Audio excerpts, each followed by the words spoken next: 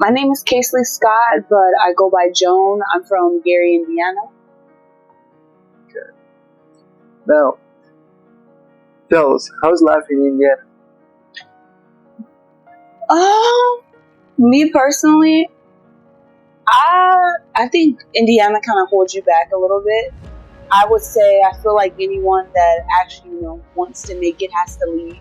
Well, I feel like a lot of people that I know that wanted to make it and have made it so far actually had to leave to get out, because I feel like Indiana kind of suffocates you in a sense. I feel like some people are meant to leave and do what they need to do, but then again I feel like some people are meant to stay.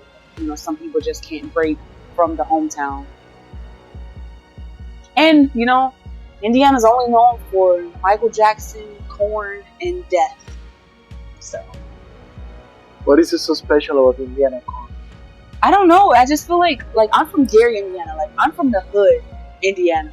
And people, when I come out here or when I go other places, people are like, "Oh my gosh, you sound so country." And I'm like, "What do you mean I sound country?" Because it's the sense that everyone that's not from Indiana that talks to someone from Indiana, they just assume that you're country. Like, I've been told I sound like a valley girl. I've been told I sound like I forgot a Southern belle, like certain words that I say, I don't know. But I wouldn't say that. I think it's just the whole aspect of people just think you're Southern. But I'm from the ghetto. I'm from the ghetto. But I'm like, it may not seem that way because of course I read and stuff. You know what I mean? But I don't think there's really much special about Indiana.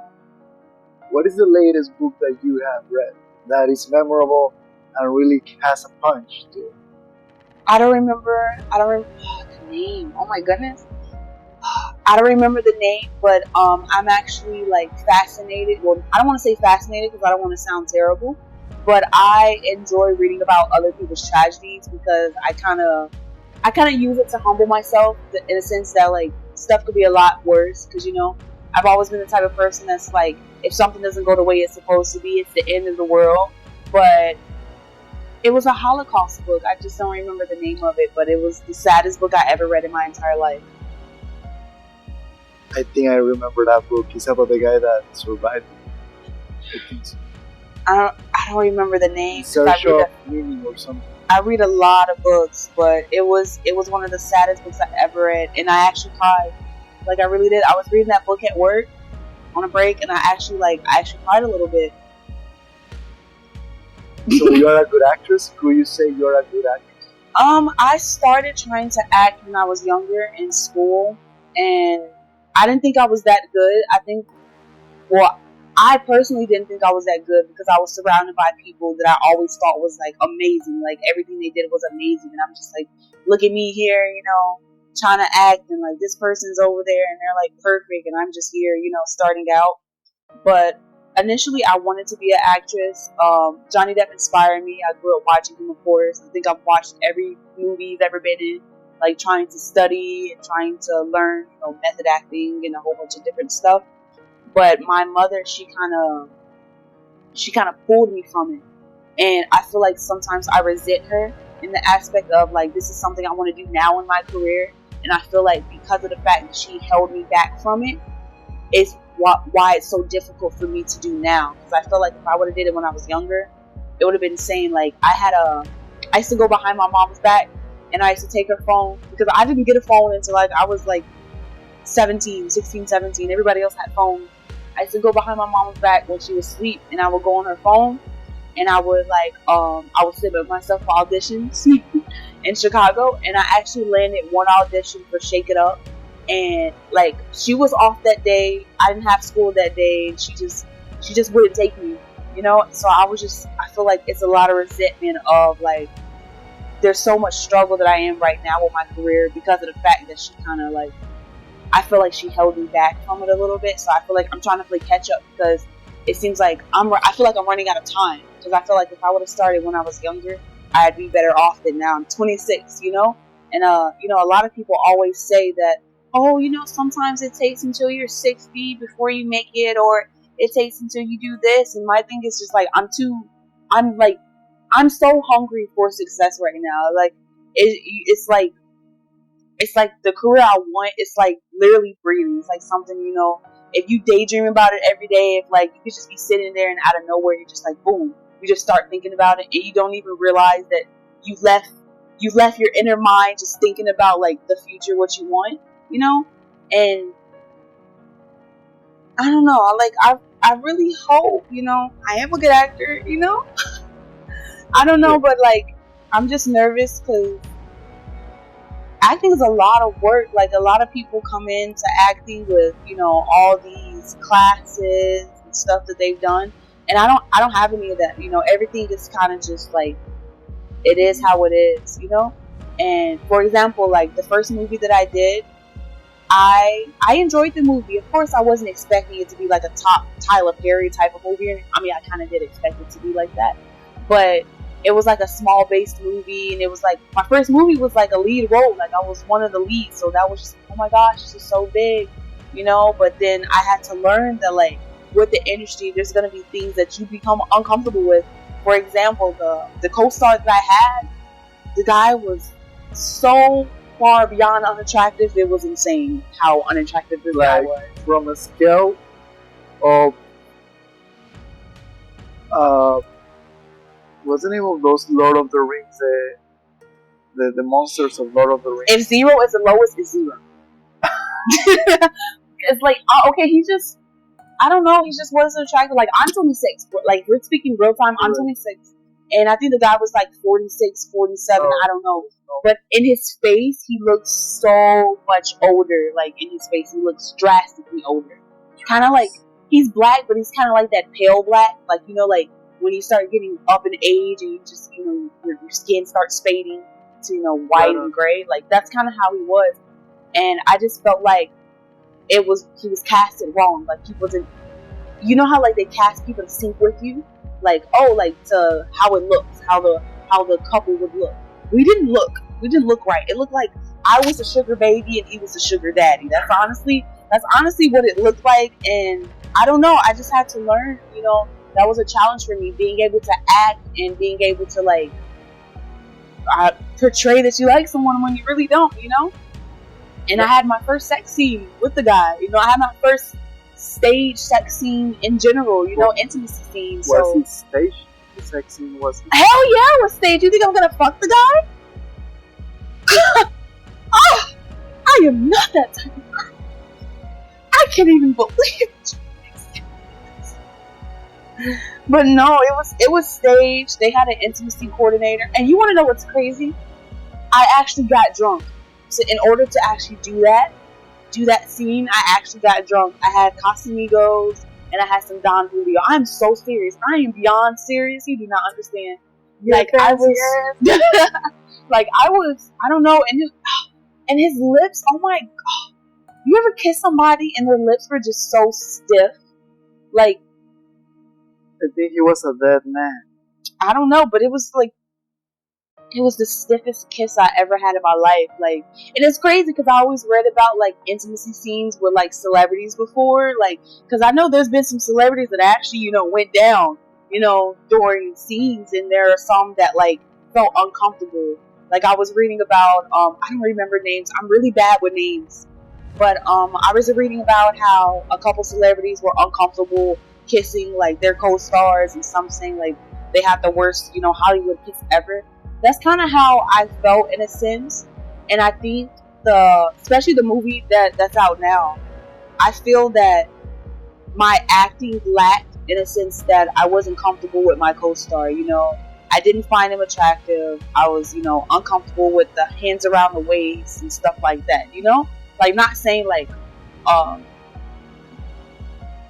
don't know. I don't want to say, because you got people always like abuse, like sexual assault and stuff like that. It wasn't like nothing like crazy like that, but it was just a sense that I personally I feel like I didn't click with him, and I feel like it just made my character lack in a movie. Because I haven't even watched the movie yet. Like my phone is still blown up with people saying congratulations. Oh my god, I'm gonna watch it today. I'm gonna watch it tomorrow or whatever. But I still haven't yet decided to watch it yet, because as I was doing the movie, I just felt not being myself, you know? And I don't know. I think that's like a scary thing, coming up trying to be in this industry, because you even have people that get into roles to where like they're not their normal self, after they do that film. Now, tell me, to finish up, uh, what do you think would be the ultimate hack to make it happen in LA as a successful model and or actress? I'm still learning that myself. So what takes to make it? I would say drive. Like, you got to be really, really, really hungry for something like this. You have to want it. Like, you have to want it like you want the guy that doesn't want you. You know what I mean? You have to be desperate. You just have to be so fucking hungry that you eat and you're still fucking hungry. Like, you have to be so dedicated. Like, I feel like, in a sense, that if you can't do what you love for free, or even do it broke, or go broke doing it, then you haven't gone far enough. Like, I've been drastically broke doing LA Fashion Weeks. I was like, I had a fireplace on the day I was supposed to film this movie, and I was scared driving. Like, I almost had a flat tire, but I still like drove. I don't know, somehow I made it there without popping my tire. But you just gotta have that drive, that ambition, because it's too many people out here now that have it, but then they lose it because they get scared. Like, you can't get scared. You have to take those big risks. You have to, because I'm a huge big risk taker. Like, people now call me crazy because of things I've done to try to get to where I am. Like, you gotta want this like breathing. Like, you literally have to want it so much. Got it. And now, tell us, name is Joan Arc. Is that related to the historical figure Joanna de Arco? Yes, in a sense. Growing up, I had a kind of a rough childhood. My dad was killed when I was a baby, so I never really got to meet him. My mother, she kind of sheltered me a lot because my dad, I think my mom was really in love with my dad. And I think the fact that his passing, that it kind of just left me. And then my grandma passed, so I was really the only, descendant of, my dad that we really knew. So I couldn't do much as a kid. I was bullied as a kid. I was severely bullied as a kid. To the point where, like, I actually like took my life, in a sense, to where, like, I just felt like I was nothing. I felt like I wouldn't amount to nothing. Like, people just talking about me for all types of reasons.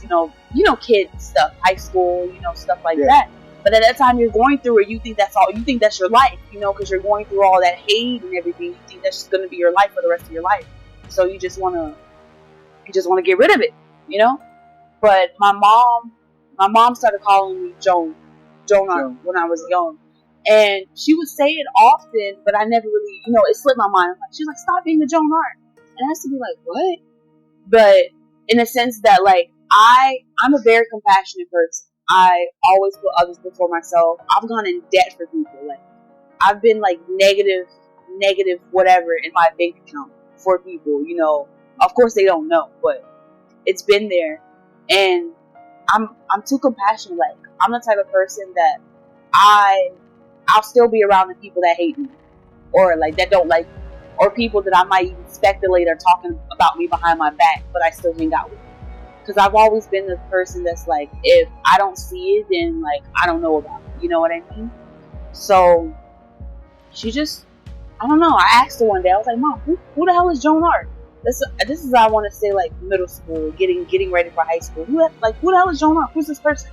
And she was like, Joan Arc was historical. She went to war for her country. She did so many great things for so many people. But when it came down to it, after the fact of helping all these people, it didn't matter. It didn't matter that they helped her. Like, it didn't matter that she helped all these people. They got rid of her.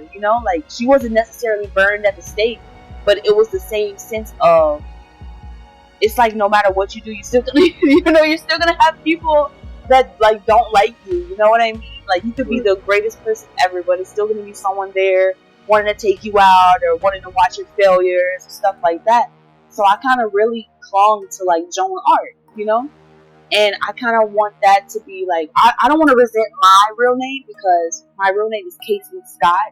And it's my dad's name fully. His name was Casey Lee Scott. So I'm Casey Lee Scott. So I'm his junior. So I don't want to like try to downgrade that. But I just like, Joan Arc is just a statement. You know, it's just, I don't know, it's just bold, you know? And I don't want to downgrade her by like taking Joan Arc, but like it's just something I want to be like known by, you know, something I might even consider trademarking because no one's really trademarked Joan Arc. Now, of course, Joan of Arc, but not Joan Arc. So Okay. that's Beautiful. Thanks so much, Joan Arc, for the interview. And best of luck in the future, upcoming thank years you. of your success. Thank you. Okay.